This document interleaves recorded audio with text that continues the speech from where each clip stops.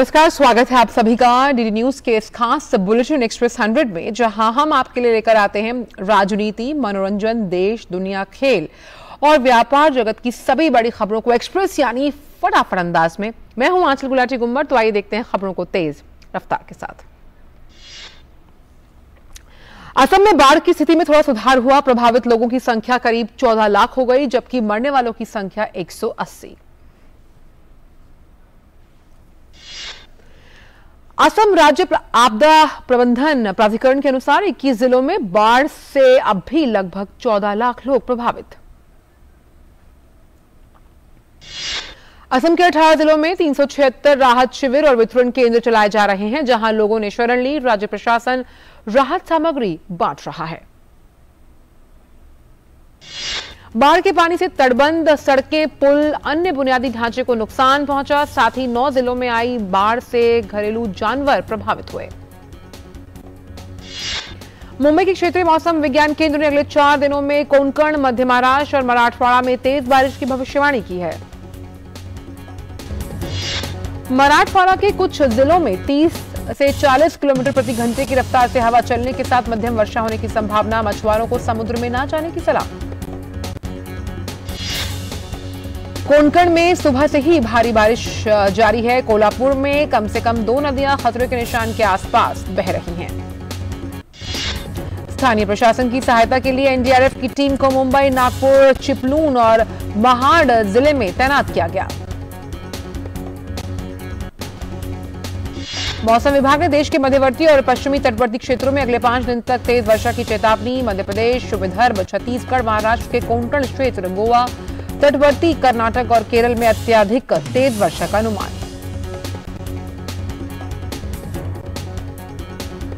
16वें उपराष्ट्रपति के चुनाव के नामांकन की अधिसूचना आज जारी होगी। 19 जुलाई तक पर्चे भरे जा सकेंगे।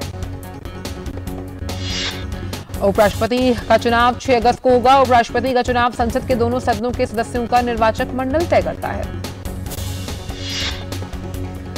16वें उपराष्ट्रपति चुनाव के निर्वाचक मंडल में राज्यसभा के 233 निर्वाचित सदस्य, 12 मनोनीत सदस्य और लोकसभा के 543 निर्वाचित सदस्य शामिल हैं।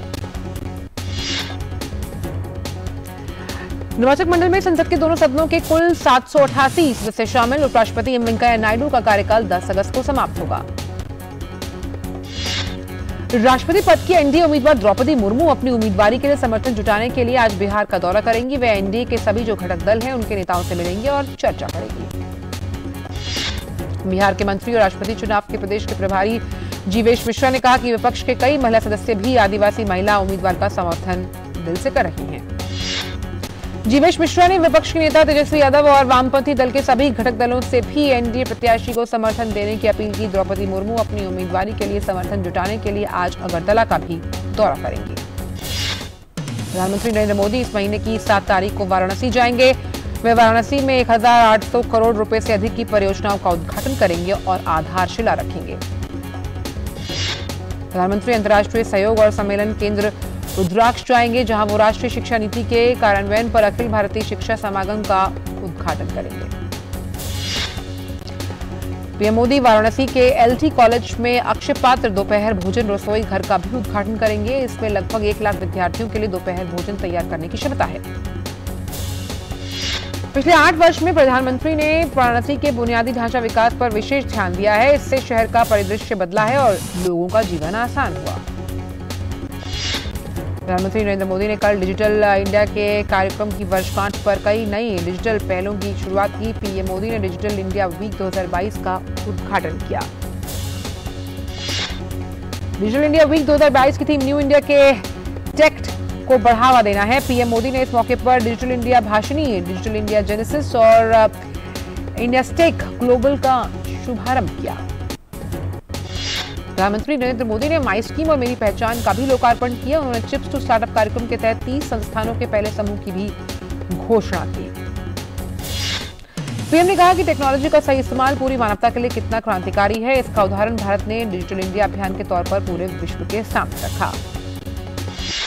पीएम ने कहा कि बीते 8 साल में सरकार के प्रयासों से गांव डिजिटल हुए हैं और गरीब से गरीब लोगों ने यूपीआई जैसे माध्यमों को अपनाया। अब ईज ऑफ बिजनेस से लेकर ईज ऑफ लाइफ बढ़ गई है। पीएम मोदी ने इस बात का भी उल्लेख किया कि दुनिया के 40% डिजिटल लेन देन अकेले भारत में होते हैं। वहीं जनधन मोबाइल और आधार की त्रिशक्ति ने शासन में पारदर्शिता को बढ़ाया और भ्रष्टाचार पर प्रहार किया। प्रधानमंत्री ने कहा कि भारत डिजिटल ही नई अर्थव्यवस्था की अगुवाई करेगा और भारत इसके आधारभूत ढांचा विकास से लेकर प्रशिक्षण जैसी व्यवस्था खड़ी कर चुका है। भारतीय वायुसेना में अग्निपथ योजना के लिए पंजीकरण की आज अंतिम तिथि है। अग्निपथ योजना के तहत पंजीकरण की प्रक्रिया 24 जून को शुरू हो गई थी, जिसमें 2 लाख से अधिक आवेदन प्राप्त हुए। योजना के तहत सरकार 17.5 से 21 वर्ष के युवाओं को 4 साल के कार्यकाल के लिए सशस्त्र बलों में भर्ती करेगी। साथ ही देश का रक्षा तंत्र और सशक्त होगा। टीकाकरण अभियान के तहत अब तक 198 करोड़ से अधिक कोविड टीके लगाए जा चुके हैं। देश की 90 वयस्क जो प्रतिशत आबादी है उसका टीकाकरण पूरा कर लिया गया है। भारत मोजाम्बिक के बीच विदेश कार्यालय परामर्श के दूसरे दौर की बैठक नई दिल्ली में आयोजित की गई है। दोनों देशों ने बहुआयामी द्विपक्षीय संबंधों की समीक्षा की, जिसमें विकास, साझेदारी परियोजनाओं, रक्षा और सुरक्षा सहयोग, व्यापार और आर्थिक मामले, कृषि और खेल समेत स्वास्थ्य क्षेत्रों में सहयोग बढ़ाने पर चर्चा हुई। दोनों देशों ने साझेदारी को जीवंत और पारस्परिक रूप से लाभकारी बनाए रखने पर चर्चा की। साथ ही संयुक्त संस्थागत तंत्र की उच्च स्तरीय राजनीतिक आदान प्रदान और नियमित बैठक जारी रखने पर सहमति जताई। भारत आर्मेनिया के बीच अंतर सरकारी आयोग के 8वें सत्र की बैठक हुई। भारतीय प्रतिनिधिमंडल का नेतृत्व विदेश मंत्रालय के पश्चिम मामलों से संबंध सचिव संजय वर्मा ने किया। दोनों पक्षों ने द्विपक्षीय संबंधों के सभी पहलुओं की समीक्षा की और विकास परियोजनाओं पर एक समझौता ज्ञापन पर हस्ताक्षर किए। बैठक में व्यापार, आर्थिक, वैज्ञानिक और तकनीकी के साथ साथ सांस्कृतिक और शैक्षिक सहयोग पर विस्तार से चर्चा हुई। खाद्य एवं सार्वजनिक वितरण विभाग आज खाद्य और पोषण सुरक्षा पर 1 दिवसीय राष्ट्रीय सम्मेलन का आयोजन करेगा। सम्मेलन का मुख्य उद्देश्य खाद्य को सुदृढ़ बनाना, खाद्य पदार्थों में विभिन्नता लाना, फसल का विविधीकरण, एकीकृत अन्न वितरण पोर्टल 2.0, पीडीएस और भंडारण क्षेत्र में सुधार पर चर्चा करना है। सम्मेलन देश में खाद्य एवं पोषण सुरक्षा का जो परिस्थिति से जुड़ा तंत्र है उसमें बदलाव लाने के उद्देश्य से सहकारी संघवाद की सच्ची भावना में निहित चुनौतियों के साथ साथ अवसरों को प्रतिबिंबित करने के लिए एक मंच के रूप में कार्य करेगा। केंद्रीय उपभोक्ता मामलों का मंत्रालय ने यह भी कहा कि कोई भी होटल या रेस्टोरेंट भोजन बिल में स्वतः या डिफॉल्ट रूप से सेवा शुल्क नहीं जोड़ सकते। होटल और रेस्टोरेंट्स को ग्राहकों को स्पष्ट रूप से सूचित करना होगा कि सेवा शुल्क स्वैच्छिक है। वक्त छोटे से ब्रेक का।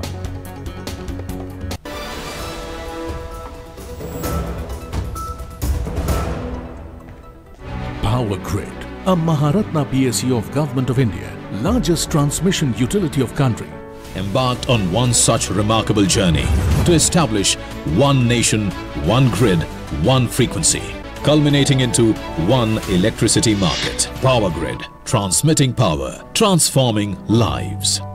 पेड़ लगाओ, पानी बचाओ, जनसंख्या को जनबाढ़ न बनाओ। IME Sahibabad, Ghaziabad, NCR 27 years of excellence in higher education offers Radhika scholarship up to 50% of college fees.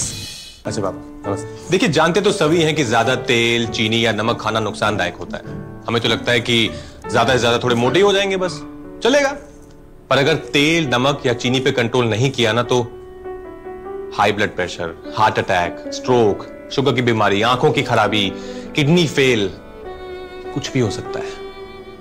और इन सबके चक्कर में परहेज ही परहेज, सिर्फ खाने में नहीं, आपकी पूरी जिंदगी में। Start reducing your intake of sugar, salt and fat from today.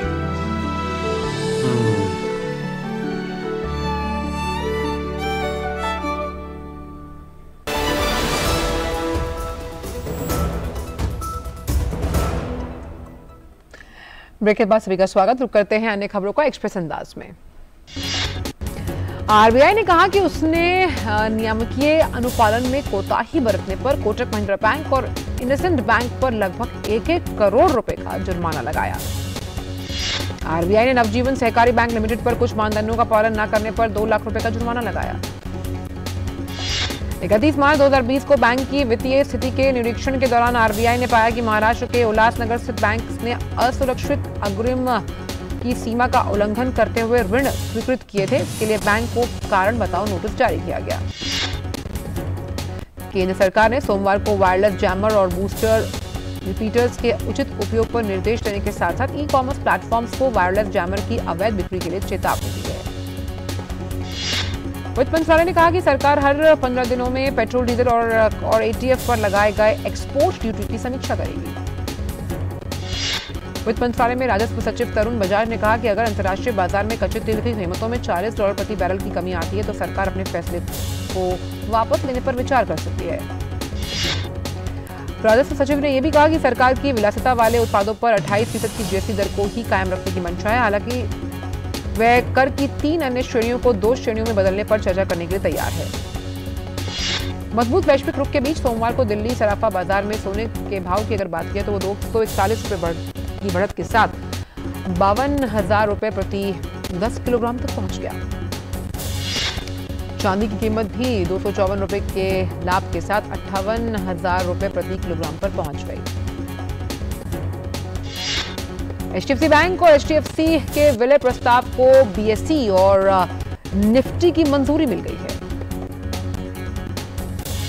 Bajaj auto ने कहा कि उसने 2500 करोड़ रुपए के शेयर पुनर्खरीद कार्यक्रम की शुरुआत की है। कंपनी ने शेयर बाजार को बताया कि पुनर्खरीद पहले 4 जुलाई से शुरू हो गई। पुनर्खरीद 4,600 रुपए प्रति इक्विटी शेयर के अधिकतम मूल्य पर की जाएगी। एनटीपीसी लिमिटेड ने सोमवार को कहा कि चालू वित्त वर्ष की अप्रैल-जून तिमाही के दौरान उसका बिजली उत्पादन 21% बढ़कर 104 अरब यूनिट हो गया। इस्पात मंत्रालय ने इस्पात उद्योग में हितधारकों से कार्बन उत्सर्जन कम करने के लिए एक समयबद्ध कार्य योजना तैयार करने के लिए कहा। मंत्रालय ने कहा कि केंद्र सरकार की सीओपी 26 प्रतिबद्धताओं के तहत ऐसा किया जाना चाहिए। वाहन विनिर्माता निसान मोटर इंडिया ने कहा कि उसने मोहन विल्सन को निदेशक विपणन, उत्पाद और ग्राहक अनुभव नियुक्त किया है। वह श्रीराम पद्मनाभन की जगह लेंगे। फ्रांस की कार विनिर्माता कंपनी रेनो ने यह कहा है कि उसके चेन्नई संयंत्र में कॉम्पैक्ट एसयूवी किगर की जो 50,000 इकाइयां हैं उसके उत्पादन का पड़ाव पार कर लिया गया है। डीजीसीए ने इंडिगो से शनिवार को उसकी घरेलू उड़ानों में 55% देरी से चलने पर जवाब मांगा। खबरों के मुताबिक इसी दिन बड़ी संख्या में चालक दल के सदस्य बीमारी के नाम पर छुट्टी लेकर एयर इंडिया की भर्ती अभियान में शामिल होने गए थे। सुजुकी मोटरसाइकिल इंडिया ने भारतीय बाजार में नया बाइक मॉडल कताना पेश किया है। इसकी शोरूम कीमत 13 लाख से ऊपर है। इस बाइक को जापान की ऐतिहासिक तलवार कताना का नाम दिया गया। सोशल मीडिया मंच ट्विटर ने इलेक्ट्रॉनिक्स एवं आईटी मंत्रालय की तरफ से 27 जून को जारी अंतिम नोटिस का अनुपालन पूरा कर लिया। मंत्रालय ने ट्विटर के लिए इसकी सीमा 4 जुलाई तक तय की थी। अगर वह ऐसा नहीं कर पाती तो मध्यवर्ती का दर्जा गंवा सकती थी। बात करते एक्सपोर्ट्स को लेकर जून में सालाना आधार पर 16% की बढ़त के साथ एक्सपोर्ट्स 37 अरब डॉलर के पार पहुंच गए। सोमवार को सरकार की तरफ से जारी जो आंकड़े हैं उसके मुताबिक जून में देश का आयात 51% बढ़ा है। प्राइमरी एग्रीकल्चरल क्रेडिट सोसाइटी को उनके नियमित कार्यों के अलावा पेट्रोलियम प्रोडक्ट्स की डीलरशिप, पीडीएस की दुकानें चलाने, अस्पताल और शैक्षणिक संस्थान विकसित करने के साथ साथ जैसी अन्य गतिविधियां करने का जो अनुमति है उसको लेकर प्रस्ताव दिया गया। इस बारे में सहकारिता मंत्रालय ने पैक्स के आदर्श उपनियमों का ड्राफ्ट तैयार किया जिस पर उसने 19 जुलाई तक राज्य सरकारों और दूसरे स्टेक होल्डर से सुझाव मांगे हैं। मौजूदा रबी विपणन सत्र में 187 लाख टन से अधिक गेहूं खरीदा गया। 37,859 करोड़ रुपए के न्यूनतम समर्थन मूल्य पर गेहूं की खरीद से 17,85,000 किसानों को फायदा हुआ है। उपभोक्ता कार्य मंत्रालय के अनुसार सबसे अधिक गेहूं पंजाब में खरीदा गया। इसके बाद मध्य प्रदेश, हरियाणा और उत्तर प्रदेश का स्थान है। खरीफ विपणन सत्र 2021-22 में धान की खरीद सुचारू रूप से चल रही है। 863 लाख मीट्रिक टन से अधिक धान खरीदा जा चुका है और 1 लाख करोड़ से ज्यादा के न्यूनतम समर्थन मूल्य पर धान की खरीद से 1 करोड़ 25 लाख किसानों को फायदा हुआ। अमेरिका के इलिनॉइस में शिकागो के बाहर एक उपनगर में 4 जुलाई स्वतंत्रता दिवस परेड में सामूहिक गोलीबारी की घटना में 6 लोग मारे गए और 36 घायल। इस हमले में संदिग्ध हमलावर रॉबर्ट ई क्रिमो को गिरफ्तार कर लिया गया। हमलावर ने हाई पावर्ड राइफल से परेड पर एक छत से हमला किया। पुलिस ने स्थानीय लोगों को घटनास्थल से दूर रहने के लिए कहा। इलिनॉइस के गवर्नर जेबी प्रिट्जकर ने गोलीबारी की जो घटनाएं हैं उसे समाप्त करने का आह्वान किया। मीडिया को संबोधित करते हुए राज्यपाल ने कहा कि वह इलिनॉइस और अमेरिकी लोगों के साथ मजबूती से खड़े हुए हैं। गोलीबारी हाईलैंड पार्क में शिकागो उपनगर में हुई, इस पर व्हाइट हाउस ने कहा कि जो लोग गोलीबारी में प्रभावित हुए उनकी हर संभव सहायता की जाएगी। पेरू में ईंधन की बढ़ती कीमतों के खिलाफ परिवहन कर्मचारी सोमवार से राष्ट्रव्यापी हड़ताल पर। पेरुवियन ड्राइवर्स नेशनल एसोसिएशन के अध्यक्ष ने कहा कि देश के लगभग 80% हिस्से पर हड़ताल का असर। उसी एसोसिएशन के अध्यक्ष ने कहा कि ये हड़ताल तब तक चलेगी जब तक सरकार ट्रांसपोर्टर्स के साथ पिछली बैठक में जो समझौते हुए हैं उस पर कार्रवाई नहीं करती है। स्थानीय लोगों का कहना है कि बसों के मार्गों को बदल दिया गया और जो नियमित किराया है वो भी दोगुना वसूला जा रहा है। वक्त छोटे से ब्रेक का।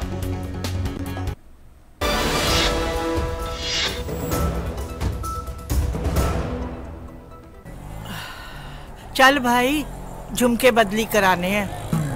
अरे आंटी, ये रही सामने सोने की दुकान, यहाँ से बदलवा लो। पर खरीदा तो उस दुकान से था। अरे अगर हॉलमार्क का निशान है ना तो कहीं से भी अदला बदली करा लो, वो भी बिना किसी डर के। सच? हाँ, 16 आने। सोना कहीं भी खरीदो, बेचो बेझिझक बेफिक्र, हॉलमार्क के साथ। हॉलमार्क है तो सोना है।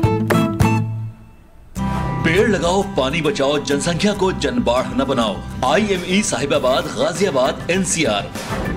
27 years of excellence in higher education offers Radhika scholarship up to 50% of college fees. हीरे जैसे बदन को तराशता है एलॉइस हेयर रिमूवल क्रीम। त्वचा बनेगी शाइनी और लवली। एलॉइस hair removal cream. Just look at it, sir. 0 to 100 in 5 seconds flat.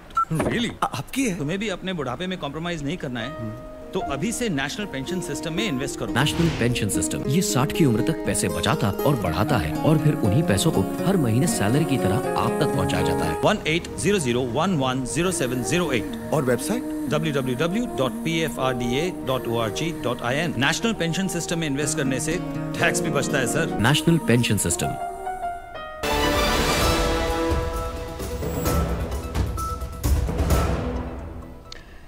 Express 100 में सभी का स्वागत। रुक करते हैं अन्य खबरों का एक्सप्रेस अंदाज में।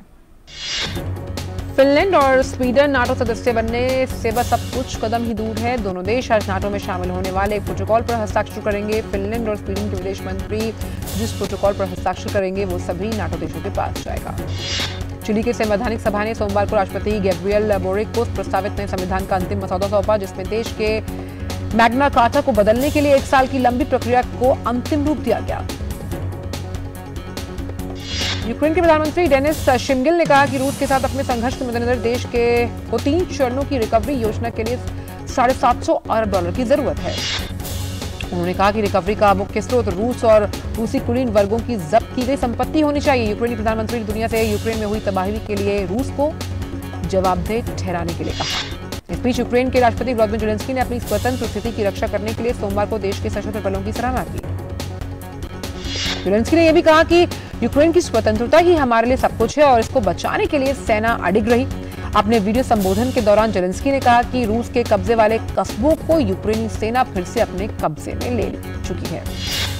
अल जजीरा की पत्रकार शिरीन अबू अकेले की मौत पर सोमवार को अमेरिकी विदेश विभाग की रिपोर्ट पर फिलिस्तीनियों ने नाराजगी व्यक्त की। रिपोर्ट में कहा गया कि इजरायली ठिकानों से हुई गोलीबारी से शिरीन की मारे जाने की संभावना है, लेकिन ये शायद अनजाने में हुआ था। रिपोर्ट के अनुसार स्वतंत्र जांचकर्ता उस गोली के बारे में निश्चित निष्कर्ष पर नहीं पहुंच सके जो उसे लगी थी। फिलिस्तीनी अधिकारियों ने रिपोर्ट की आलोचना की और कहा कि अल जजीरा की पत्रकार शिरीन अबू अकले को जानबूझकर निशाना बनाया गया, जबकि इजरायल इस बात से इनकार करता रहा। बर्मिंघम में भारत और इंग्लैंड के बीच खेले जा रहे 5वें टेस्ट मैच के चौथे दिन का खेल समाप्त होने पर मेजबान इंग्लैंड ने भारत के 378 रन के लक्ष्य का पीछा करते हुए 3 विकेट के नुकसान पर 259 रन बना लिए। मैच के अंतिम दिन इंग्लैंड को जीत के लिए 119 रन की दरकार, जबकि उसके पास अभी 7 विकेट बचे हुए हैं। इससे पहले कल चौथे दिन भारत की दूसरी पारी 245 रन पर सिमटी। भारत की ओर से पुजारा और ऋषभ पंत ने अर्धशतकीय पारियां खेली। भारत 5 मैच की सीरीज में 2-1 से आगे। भारतीय महिला क्रिकेट टीम ने पल्लिकल में दूसरे एक दिवसीय अंतर्राष्ट्रीय मैच में श्रीलंका को 10 विकेट से हराकर 3 मैचों की श्रृंखला में 2-0 की अजय बढ़त बनाई। भारत ने 3 मैचों की श्रृंखला में 2-0 की अजय बढ़त बना ली है। इससे पहले भारत T20 सीरीज भी जीत चुका है। तीसरा और अंतिम मैच गुरुवार को कैंडी के पल्लिकल अंतर्राष्ट्रीय क्रिकेट स्टेडियम में खेला जाएगा। 14 वर्षीय अनाहत सिंह ने अपने जीत के सिलसिले को जारी रखते हुए जर्मनी के हैम्बर्ग में आयोजित German junior open squash champion super series में अपने नाम कर लिया। फाइनल में अनाहत ने अंडर 15 वर्ग की लड़कियों के वर्ग में मिस्र की मल्क समीर को 3-0 से हराया। अनाहत ने 46 राष्ट्रीय सर्किट खिताब, 2 राष्ट्रीय चैंपियनशिप और 9 अंतर्राष्ट्रीय खिताब जीते। नीदरलैंड्स में FIH महिला हॉकी विश्व कप में सविता पूनिया के नेतृत्व में भारतीय टीम का मुकाबला आज पूल बी के दूसरे मैच में चीन से होगा। भारत का पहला मैच इंग्लैंड से 1-1 और चीन का न्यूजीलैंड से 2-2 से ड्रॉ रहा। फिल्म एक विलन रिटर्न्स का पहला गाना गलियां रिटर्न्स रिलीज हो गया। रिलीज होने के साथ ही इस गाने का वीडियो भी सोशल मीडिया पर जमकर वायरल होने लगा। बॉलीवुड के 2 दिग्गज सुपरस्टार शाहरुख खान और सलमान खान लंबे समय के बाद फिर से एक साथ नजर आएंगे। आदित्य चोपड़ा दोनों अभिनेताओं को लेकर एक बड़ी एक्शन फिल्म बनाने जा रहे हैं। मेगास्टार चिरंजीवी की आगामी फिल्म गॉडफादर का फर्स्ट लुक पोस्टर रिलीज हुआ। इस फिल्म में नयनतारा और सलमान खान भी अहम किरदारों में। फिल्म बालिका वधू के डायरेक्टर तरुण मजूमदार का 92 वर्ष की उम्र में निधन हो गया। पिछले कुछ दिनों से उम्र संबंधी बीमारियों के कारण उनका इलाज सरकारी अस्पताल में हो रहा था। निर्देशक मणिरत्नम की बहुप्रतीक्षित कृति पोन्नियन सेल्वन की टीम ने सोमवार को फिल्म में आदित्य करिकालन के रूप में अभिनेता विक्रम का पहला लुक जारी किया। एविएशन थ्रिलर रनवे 34 के बाद अजय देवगन एक और फिल्म का निर्देशन करने के लिए तैयार है। अजय देवगन इस बार अपनी चौथी फिल्म भोला का निर्देशन करेंगे। South superstar Vijay Deverakonda liger का एक पोस्टर लुक सामने आया है। हर कोई विजय के इस फोटो को पसंद कर रहा है और सोशल मीडिया पर इसे प्रतिक्रियाएं मिल रही हैं। निर्देशक लोकेश कनकराज की ब्लॉकबस्टर फिल्म विक्रम के लोकप्रिय गीत पठाला पठाला ने यूट्यूब पर 1 करोड़ से ज्यादा व्यूज बटोरे, जो कि फिल्म की कमाई के लिए अच्छे हैं। फिल्म निर्माता राम माधवानी ने घोषणा की है कि सुष्मिता सेन की डिजिटल डेब्यू सीरीज आरआर के 3रे सीजन की तैयारी चल रही है। Animated comedy film Minions the Rise of Gru 4 जुलाई के स्वतंत्रता दिवस सप्ताह के अंत में अमेरिका में सबसे ज्यादा कमाई करने वाली फिल्म बनकर उभरी। फिल्म में सप्ताह के अंत में $108 मिलियन की कमाई की। आगामी स्पोर्ट्स ड्रामा जादूगर के निर्देशक समीर सक्सेना ने फिल्म की कहानी के पीछे अपनी प्रेरणा के बारे में बताया। जितेंद्र कुमार, जावेद जाफरी और आरुषि शर्मा की मुख्य भूमिका वाली फिल्म 15 जुलाई को नेटफ्लिक्स पर प्रसारित होगी। सोनाली कुलकर्णी और सचित पाटिल की आगामी मराठी फिल्म तमाशा लाइव का ट्रेलर सोमवार को जारी किया गया। यह फिल्म 15 जुलाई को रिलीज होगी। एक्सप्रेस 100 में इतना ही। दीजिए इजाजत, नमस्कार।